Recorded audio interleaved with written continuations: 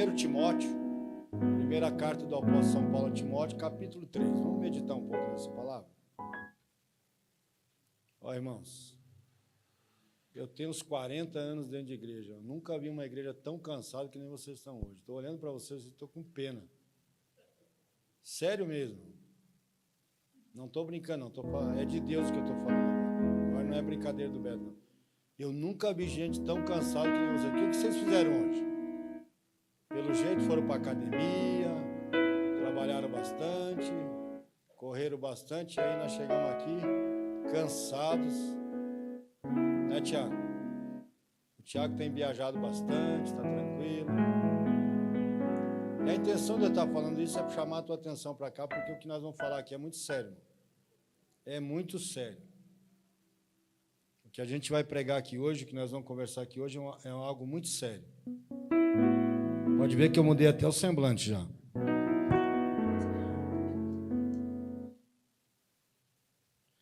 Quando nós olhamos para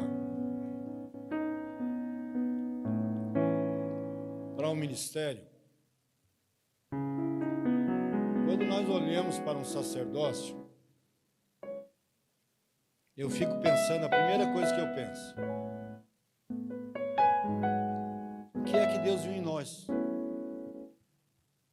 Por que eu digo isso?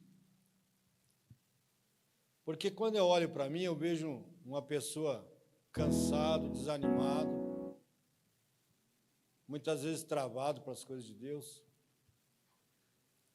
E quer que eu diga uma coisa? Permita-me usar esse termo, muitas vezes embaraçados. Por que a gente não vê tanto? E eu não vim aqui para criticar ninguém, eu vim aqui para falar aquilo que Deus quer conversar conosco nessa noite. Nunca houve uma geração tão embaraçada com as coisas dessa vida, e até o sistema está fazendo isso conosco.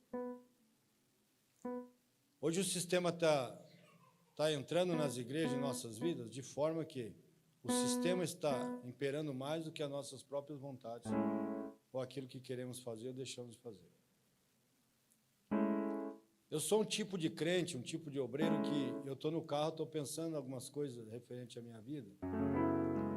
E, pasme se vocês quiserem, 99% dos meus pensamentos está relacionado à obra de Deus. Por quê? Porque eu escolhi viver isso.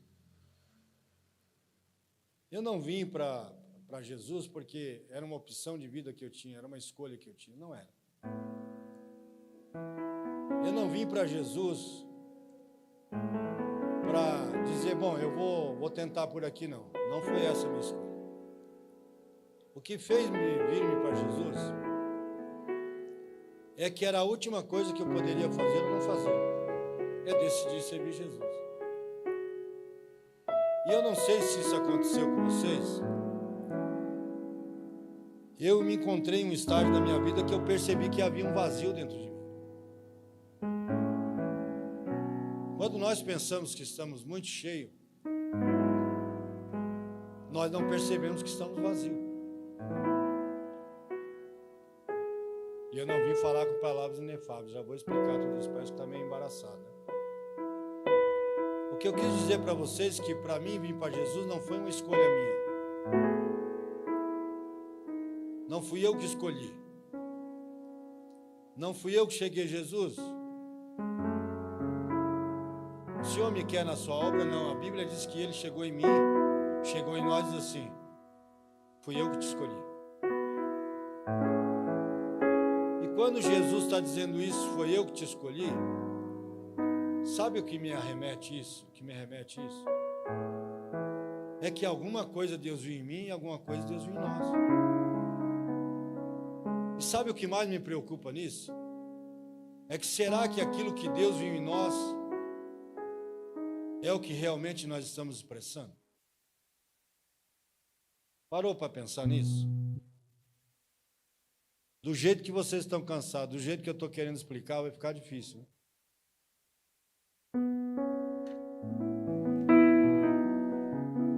Eu estava hoje no carro, pensando um pouco na vida, e eu falei com Deus, Senhor, por que de uma vez por todas ele não entende o que o Senhor quer conosco? Nós relutamos com Deus, irmão, de todas as formas. Mas parece que as outras coisas fora de Deus, nós entendemos muito fácil. Nós compreendemos muito fácil. A igreja está caminhando para os últimos dias. E nós estamos alavante. Pastor Beto, o senhor veio aqui para criticar a igreja, não vim para dizer que Jesus precisa que nós despertemos hoje, agora, neste momento. Porque neste momento, irmão Marcos, tem muitas vidas que estão partindo sem Jesus. Tem muitas vidas partindo sem Jesus nesse exato momento. Se nós contarmos de 1 segundo a 60 segundos, nesse minuto, muitas vidas estão partindo sem Deus.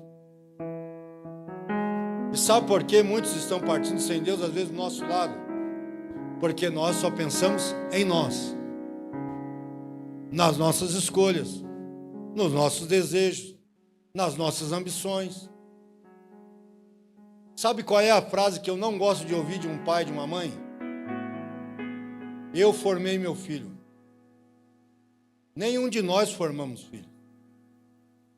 Ah, eu paguei a faculdade para meu filho. Sorte sua. Nós não formamos nossos filhos. O que acontece é que Deus abre uma porta diante de nós e nós entramos por ela e nossos filhos vêm juntos. Pastor, o senhor está falando formando filho financeiramente? Não estou dizendo da providência de Deus. Porque eu tenho 2 filhos formados e eu não gastei nem um centavo, a não ser a gasolina para levá-los e trazê-los na estação do metrô. Por quê? Porque Deus me chamou e me fez essa promessa.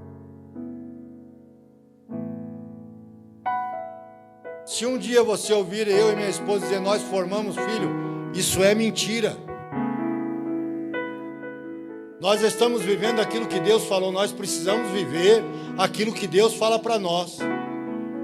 O problema é que nós estamos ouvindo vozes de todos os lados e estamos dando crédito para vozes que não são vozes de Deus. Deus está dizendo, o melhor da terra é para você, o melhor da terra é para vocês, o que eu tenho separado e preparado para vocês é muito maior. O problema é que nós somos ambiciosos e orgulhosos e achamos que fazemos por nós mesmos. Eu quero te dizer uma coisa, nós não somos nada sem Deus. Tudo quanto Deus falou, se cumprir, é isso que vai valer para a nossa vida. Não aquilo que eu penso, não aquilo que eu faço, não aquilo que eu digo, não aquilo que eu almejo.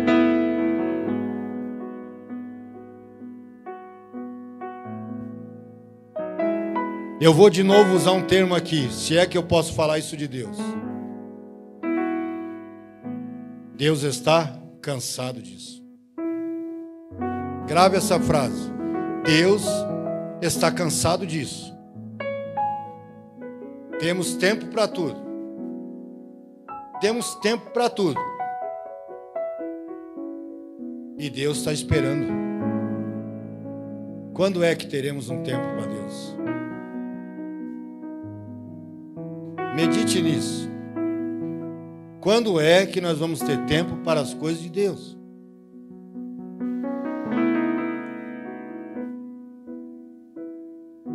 Reflita nisso.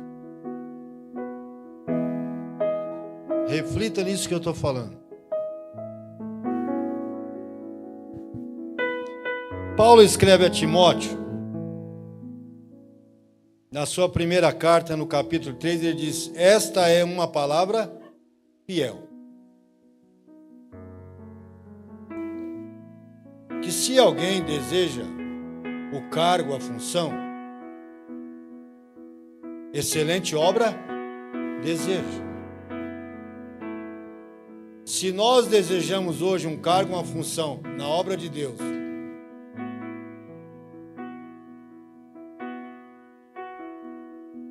o apóstolo diz: excelente coisa deseja. Qual é o nosso desejo aqui hoje?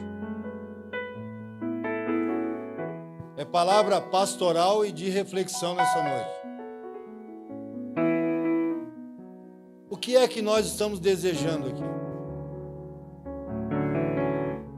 Será que nós estamos desejando um cargo, uma função no ministério como uma excelente coisa? Desejamos?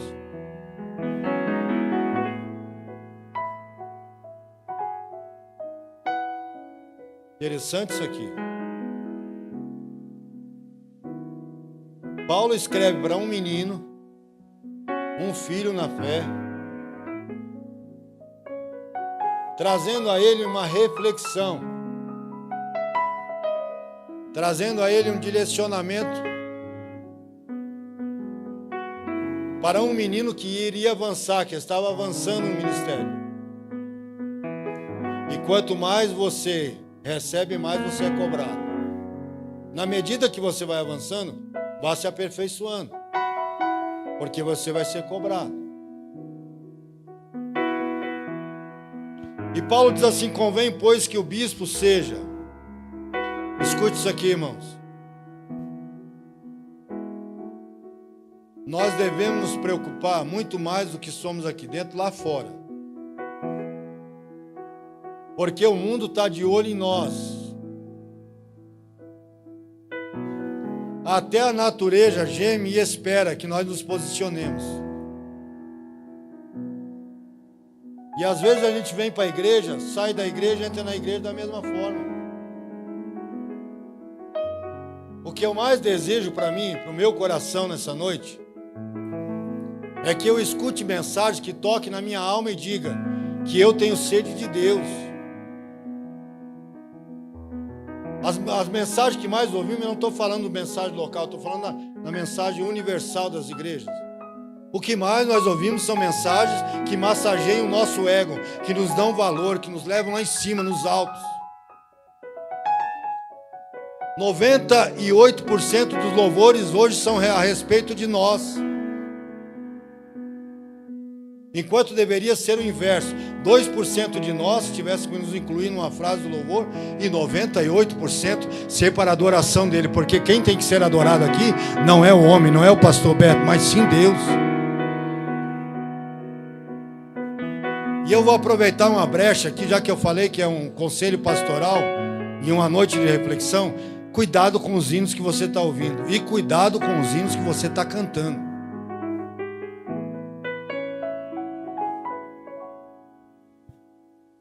A maioria dos hinos que você ouve, Deus vai me abençoar. Eu sou cheio de Deus. E Deus está cheio desses hinos. O hino tem que adorar a Deus, irmão. Se não adorar a Deus, não é hino de louvor a Deus. Deus quer falar conosco hoje a respeito de muitas coisas, mas eu vou correr aqui. Convém, pois, que o bispo seja irrepreensível. Nós precisamos ser irrepreensíveis.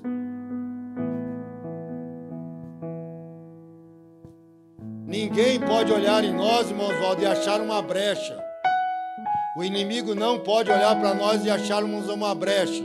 Porque como nós damos uma brecha, o mundo diz assim: se for para ser igual esse crente, esse cristão, eu não quero ser cristão. O que mais me deixa... Deixa eu tentar usar um termo correto aqui. O que mais me deixa como exemplo, como uma igreja de um testemunho fiel, é a igreja primitiva. Por quê? Porque não eram os crentes que achavam graça do que vinha do altar ou na igreja. Eram os de fora que viam, o Lucas. Os de fora olhavam para dentro e achavam graça na igreja. Mas a igreja está sendo agora, o papel da igreja é adorar a Deus, mas o mundo olha para nós como uma igreja de escândalos. E nós precisamos reverter isso com muita pressa. Nós precisamos dizer para o inimigo: não, a igreja é o lugar de Deus operar. A igreja é o lugar de pessoas que se dedicam a Deus e adoram o seu nome. E reconhecem que sem Ele não podem viver. Eu estou cansado, irmãos, de ouvir mensagens que massageiam o meu ego, dizendo que eu vou chegar, que eu vou conseguir, que eu vou herdar todas as promessas. Se eu não renunciar à vida de pecado, se eu não renunciar a essa vida de sistema, eu nunca vou conseguir alcançar as promessas de Deus, meu Marcos. Eu tenho certeza disso. Não se engane, irmãos. Essa vida medíocre que nós estamos levando, de oração de 5 minutos, de ser crente dentro da igreja, para fora da igreja, a conversa é outra, a palavra é outra, a gíria é outra.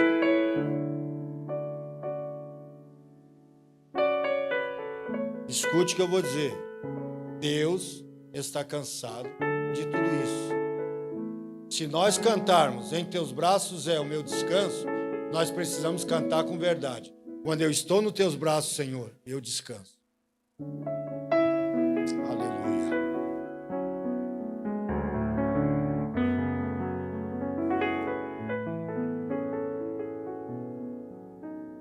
Eu vou terminar em 10 minutos, irmão. Fique tranquilo.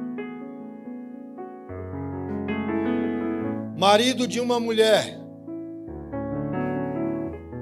vigilante, sóbrio, honesto. Eu estou falando assim pausadamente, até porque tem vírgula, né? Para ver onde nós nos encaixamos aí. Hospitaleiro,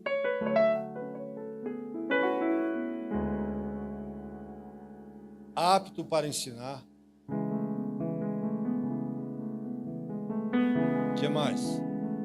Não dado ao vinho, não espancador, não cobiçoso, de torpe ganância, mas moderado, não contencioso, não avarento, que governe bem a sua própria casa. Pastor Elias pregou sobre isso. Se você não governa bem a sua casa, irmão, aqui você não vai governar bem, não.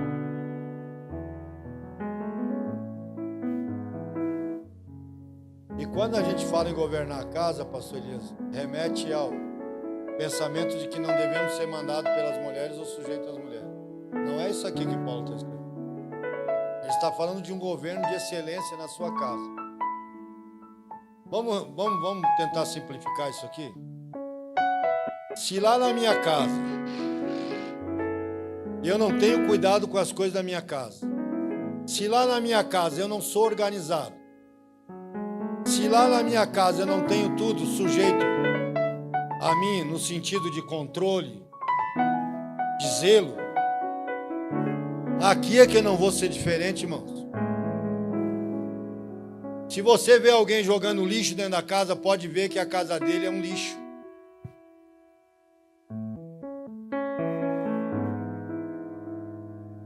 E essa igreja CEPAC nasceu para nos instruir em todos os sentidos de nossas vidas.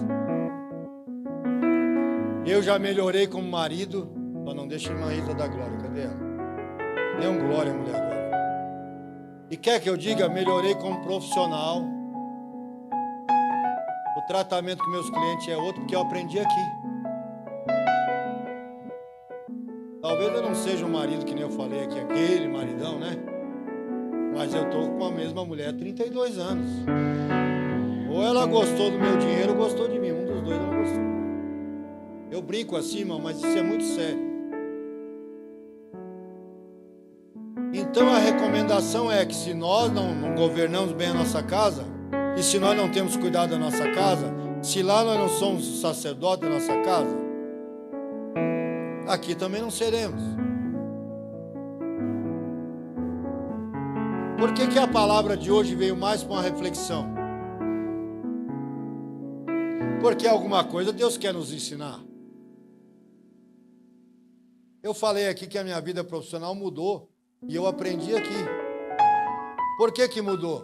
Porque quando a gente abre uma porta e deixa Deus entrar, não deixa Deus do lado de fora, a nossa vida muda em todos os sentidos.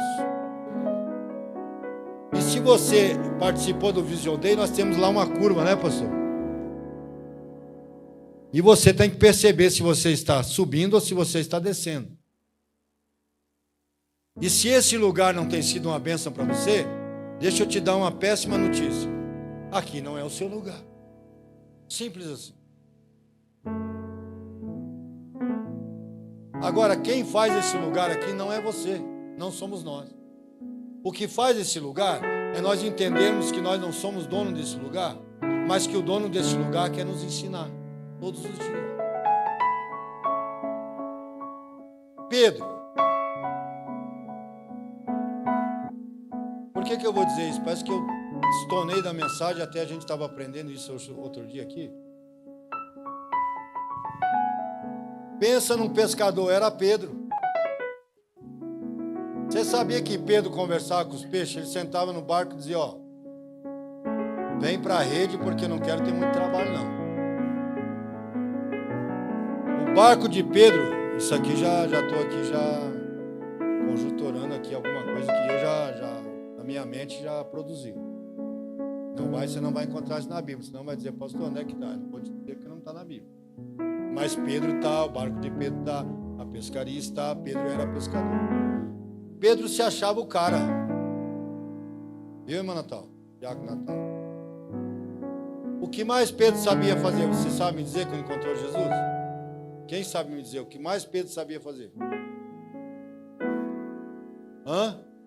Ficar em silêncio. Entendi. Pedro ficava em silêncio quando conheceu Jesus. Pedro era um dos maiores pescadores. Sabe o que Jesus fez com Pedro? Pedro volta de uma noite, de uma madrugada de pesca frustrante, e Jesus pega o cara que era o pescador, que era o fulano de tal, que tinha barco, que tinha redes, e Jesus diz, Pedro, posso te dar um conselho? Não, Pedro era bruto. Faz o seguinte, volta para o mar e lança a rede para o outro lado. Tem sentido isso aqui? É como você levar o carro no mecânico e ele ensinar ele como consertar o motor. Mesma coisa Jesus estava fazendo com Pedro. Só que quem estava falando com Pedro era dono do mar, dono dos peixes.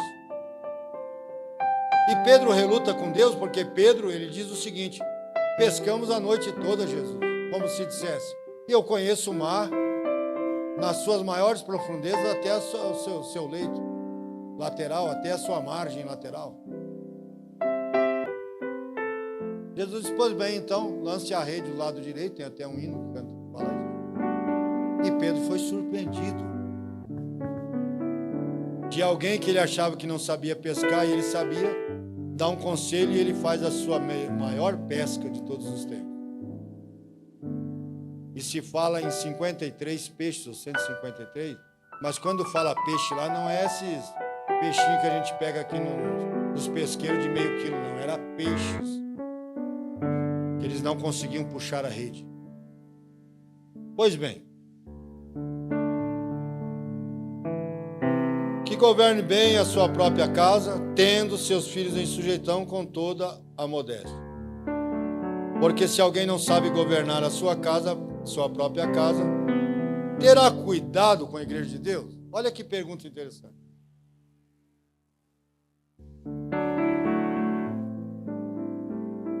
É uma pergunta.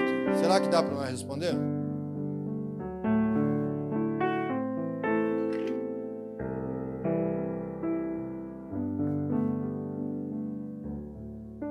Porque se alguém não sabe governar a sua própria casa, terá cuidado da igreja de Deus?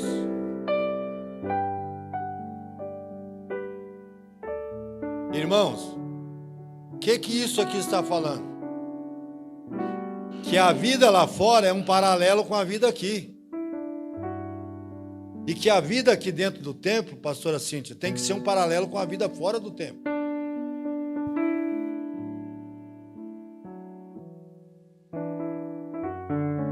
Entendeu, Carlos? Vou repetir. O que você demonstra ser aqui, o que você é aqui, é o que você precisa demonstrar ser lá fora.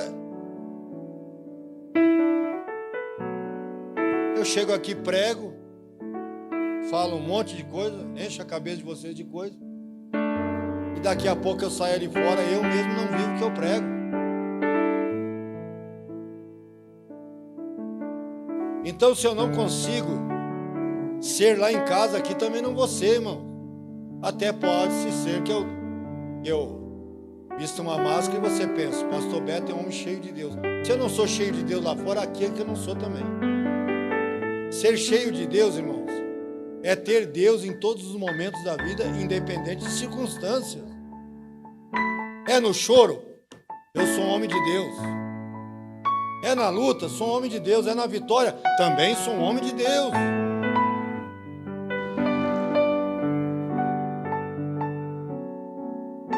Primeiro governe bem as tuas coisas, querido e querida irmã.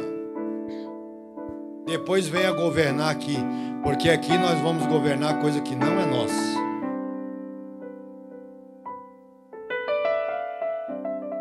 Para entrar pelo caminho, precisamos primeiro entender qual é o caminho. Desejar cargo e função dentro da casa de Deus é um excelente desejo. Mas viver um cargo e uma função na casa de Deus não é muito simples assim. E até porque, se fosse simples, Jesus não teria dito: aquele que quer vir após mim. O que Jesus disse? Dá para pôr o versículo aqui?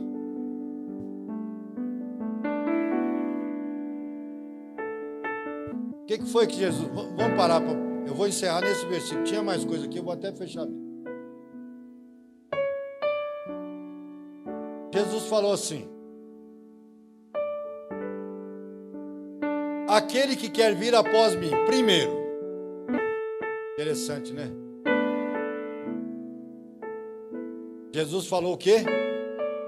Aquele que quiser vir após. O que quer dizer após? Ele chega primeiro e depois nós chegamos. Ele vai na frente e nós vamos atrás. Ok. Pegou o versículo aqui? E aí o Felipe depois vai me puxar a orelha, né, Felipe? Eu já vi que você já vi a tua maldade, já vi. A maldade santa, já vi. Por que eu estou falando isso, Felipe? Posso revelar aqui, Felipe? Um dia o Felipe lançou um versículo aqui, ele falou: não sei onde está escrito. Falei, hoje eu pego o engenheiro no final do culto. Eu estou brincando aqui, irmão, mas o que eu estou falando é muito sério, hein?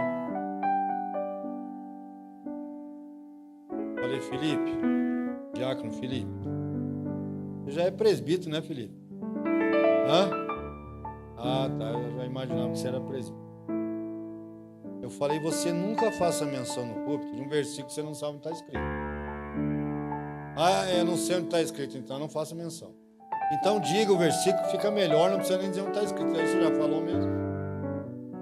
Portanto, eu nem vou mencionar onde está o versículo, porque eu conheço o versículo, tá bom? Fica tudo certo. O Felipe já olhou para mim, doido para me pegar no final do culto. Felipe, a Bia pode não te conhecer, mas eu te conheço. Então Jesus chega e faz uma proposta de mudança de vida. Jesus diz assim, Carol: aquele que quer vir após mim, renuncie a si mesmo. Fala a verdade, meus irmãos. Renunciar a nós mesmos é a pior coisa que Jesus podia pedir para nós. Pior coisa não. A coisa mais difícil, não vou dizer que Jesus está pedindo coisa pior para nós. A coisa mais difícil... Como é que é seu nome mesmo? Camila. Camila está mais séria ali. Daqui a pouco ela desmaia. Fique tranquilo, Camila. Aqui é só para nós aprender a andar com Jesus. A sogra te socorre se precisar, né, irmão? Jesus disse assim: renuncie a quem? Quem é que Jesus pediu para renunciar?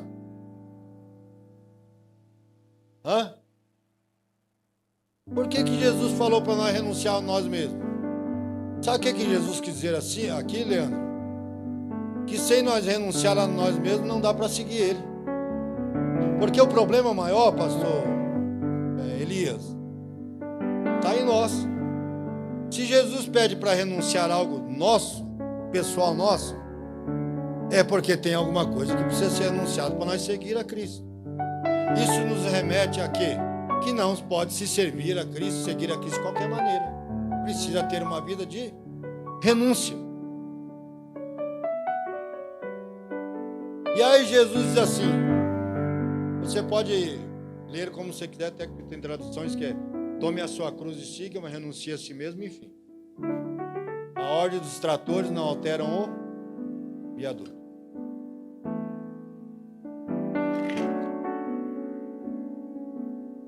A proposta de Jesus era: quem quer vir após mim? Primeiro, Jesus não disse: você é obrigado a vir após mim, a me seguir. Mas se você quiser, Tiago, a proposta minha é o seguinte: Jesus falando para você: renuncie a si mesmo, tome a sua cruz. E quer que eu diga uma coisa? Tem dia que a cruz é tão pesada que a gente não quer tomar ela. Fique de pé, irmão. Nós já vamos embora. Fique de pé. 9h30 estou passando, pastor Elias. Tenho 6 minutos para nós tentar entender isso aqui. Cleidinha, Jesus disse assim: tome a sua cruz, renuncie a si mesmo, e então siga-me. O que Jesus quis dizer e quer dizer para nós hoje? Não é de qualquer forma que nós podemos segui-lo. Se nós queremos, Lucas, servir a Jesus, primeiro, nós precisamos deixar tudo. E quando eu estou falando deixar tudo, e o que Jesus quis dizer deixar tudo?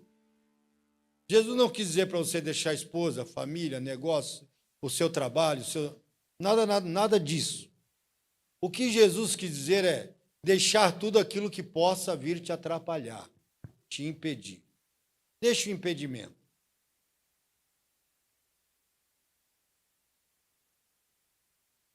Então, a proposta de Jesus requer um currículo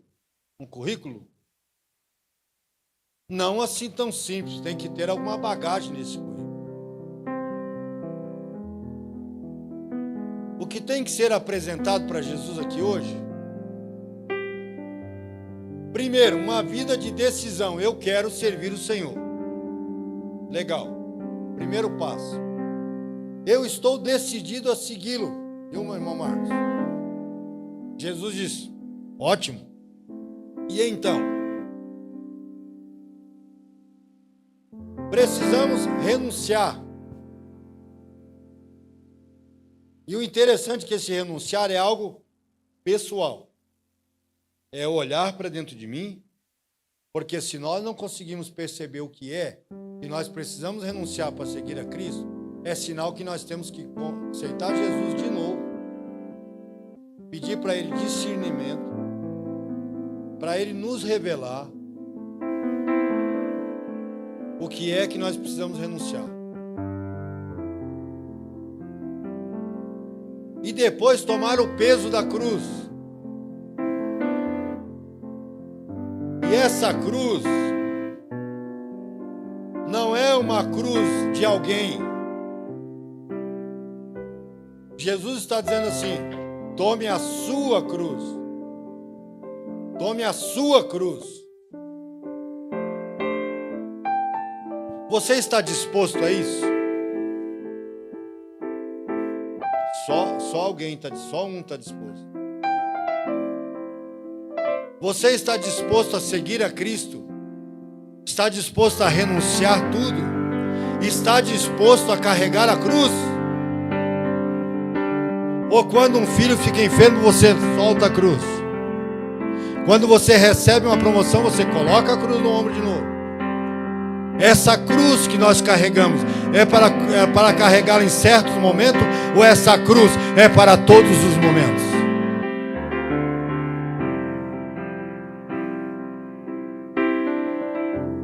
Eu tenho 2 minutos para te dizer algo. Outro dia eu estava conversando com Deus. E eu falei. E irmãos, Deus não disse nada. E eu falei. Uma hora Deus disse: posso falar eu agora, que até agora só você falou? Eu disse: pode. Ele falou para mim: Beto,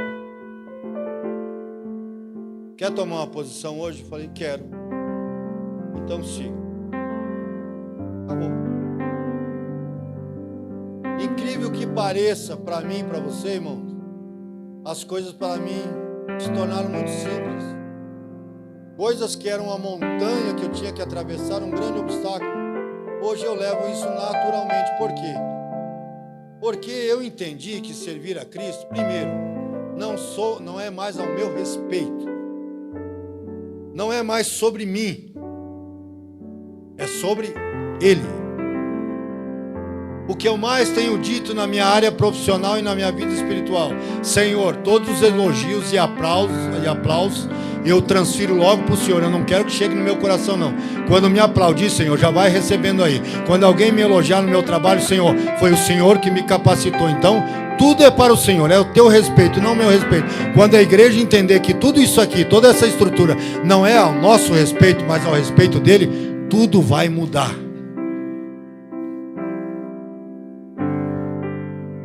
Os temas mensais e o tema anual não é uma coisa que fluiu da nossa mente, irmãos.